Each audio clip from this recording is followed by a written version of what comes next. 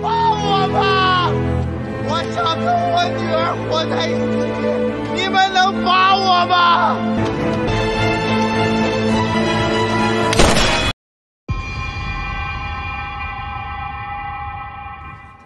Halo teman-teman semua yang berada di seluruh penjuru dunia. Kembali lagi dengan channel Infinity Story. Dan kali ini saya akan membahas film tentang pembalasan seorang ayah karena memperkaos putrinya secara brutal hingga meninggoy. Pokoknya bikin kesel dah nih film. Oke, tanpa basa-basi kalian duduklah dengan santuy, lemaskan urat kemaluan kalian, jangan lupa secangkir kopi, dan kita mulai.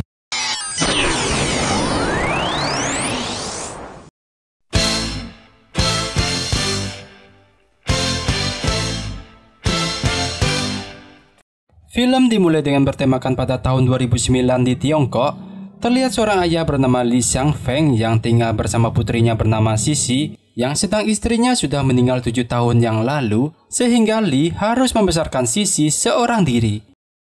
Di mana hari itu adalah ulang tahun anaknya dan dia mengizinkan Sisi untuk bermain dengan teman-temannya sebagai hadiah. Dan di waktu yang sama, Li juga sedang bekerja di sebuah lokasi konstruksi pada malam hari. Dan saat itu juga hari mulai hujan, Li bertanya pada anaknya apakah Sisi bisa pulang sendiri dulu karena ayahnya masih bekerja.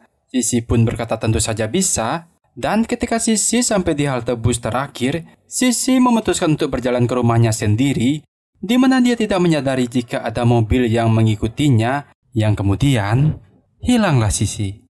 Yang sedangkan Li yang sudah sampai di rumah, di mana dia mengira Sisi sudah ada di dalam rumah, tapi dia terkejut Sisi belum pulang.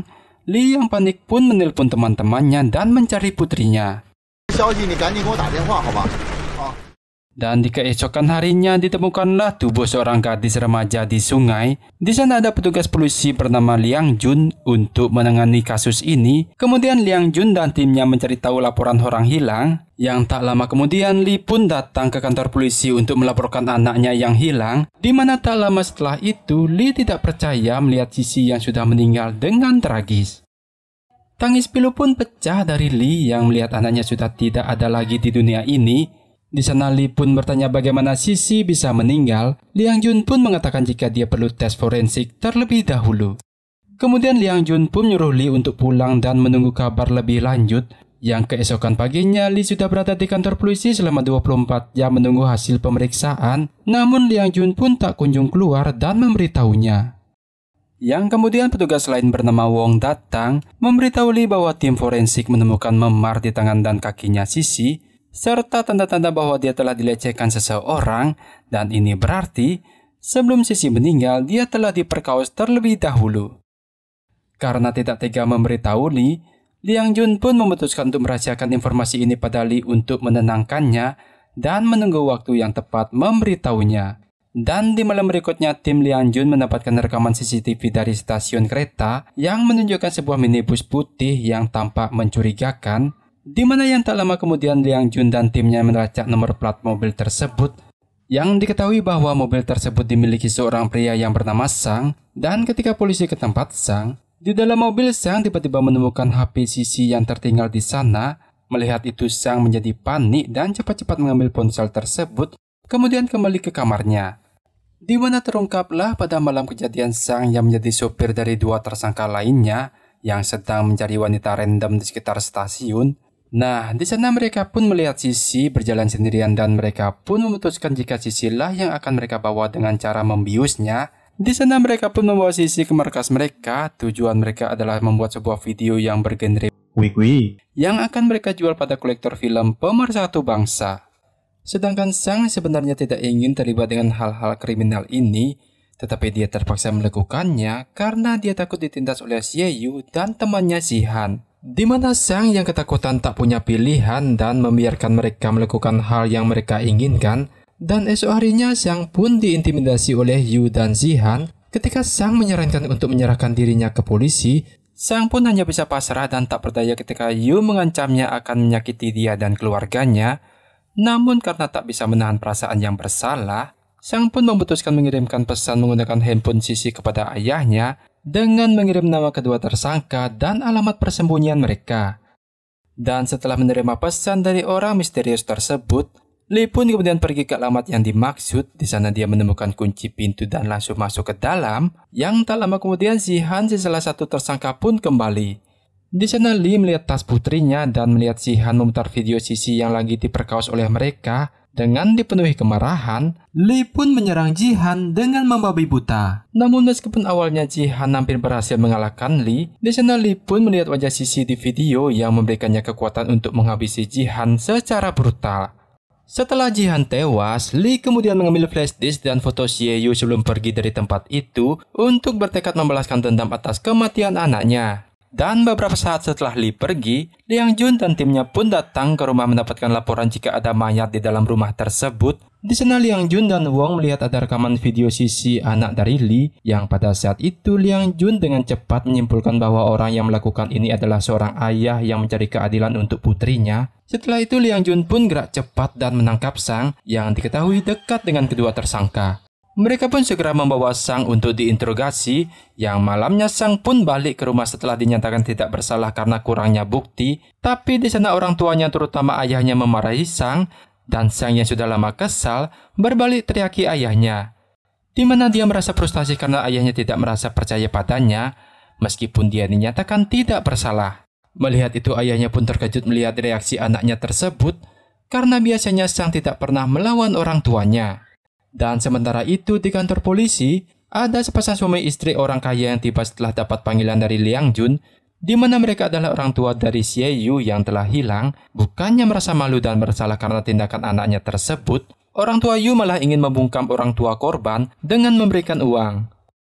Dan di mana pada saat itu ada salah satu orang tua korban yang menyerang dan menuntut keadilan pada orang tuanya Yu. Melihat itu Liang Jun pun menghentikan dan mencoba menenangkannya.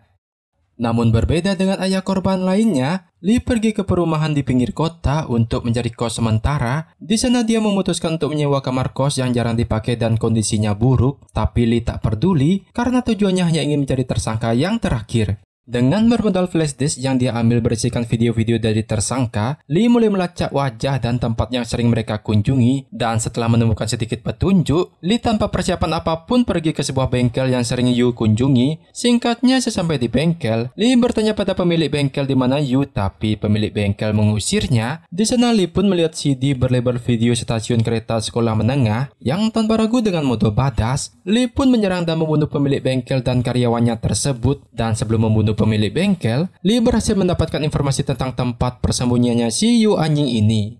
Yang tak lama setelah itu, Lee mengambil senjata api dan 2 buah peluru yang tersisa dari bengkel tersebut. Pada waktu yang sama, pemilik kos yang menyewakan kamar kos pada Lee mendengar berita tentang seorang ayah yang mencari balas dendam atas kematian putrinya, di mana dia menyadari jika ciri-ciri yang dimaksud adalah Lee.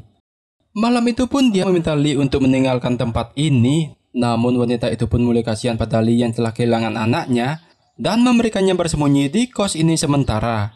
Sedangkan di tempat lain, saat polisi berhasil melacak persembunyian dari Yu, mereka menemukan hotel tua tempat Yu bersembunyi dan Lee juga yang sama telah tahu keberadaan Yu pun segera pergi ke tempat itu. Dan singkat cerita, Liang Jun dan timnya tiba di gedung hotel terbengkalai dan mulai mencari. Di sana mereka menemukan seorang gadis yang ditahan oleh Yu. Terlihat gadis itu pun terlalu takut untuk pergi karena dia telah diancam akan menyebarkan video jika dia berani melarikan diri atau melapor polisi. Yang kemudian Yu pun tiba di gedung hotel tersebut. Yu yang merasa ada yang aneh pun menelpon gadis tersebut untuk menanyakan situasi. Namun bukannya membantu polisi, tapi gadis ini malah memperingatkan Yu jika polisi datang.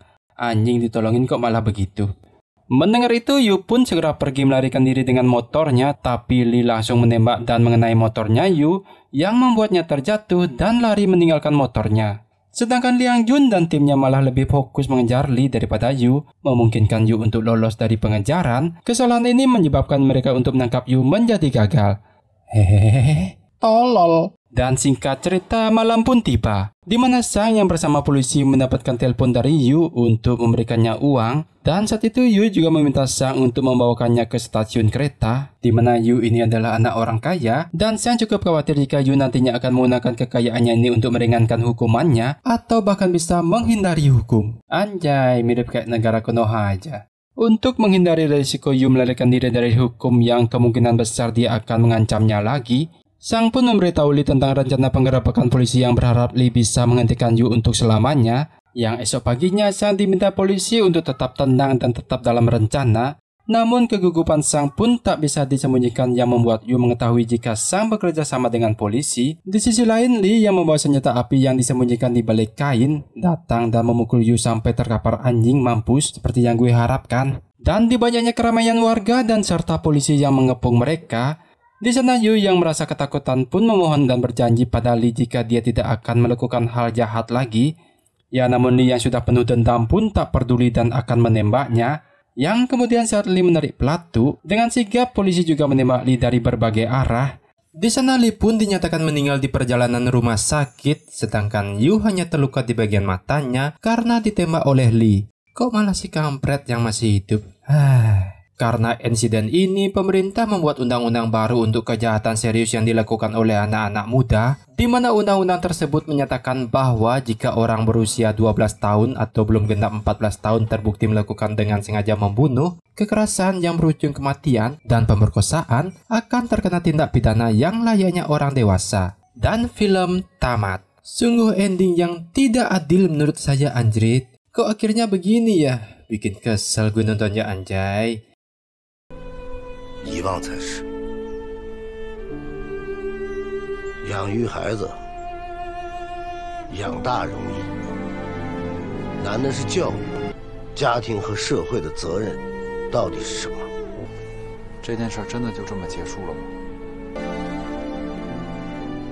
回去吧。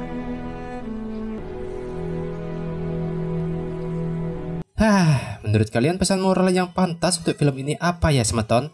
Bantu tulis di kolom komentar ya. Terima kasih.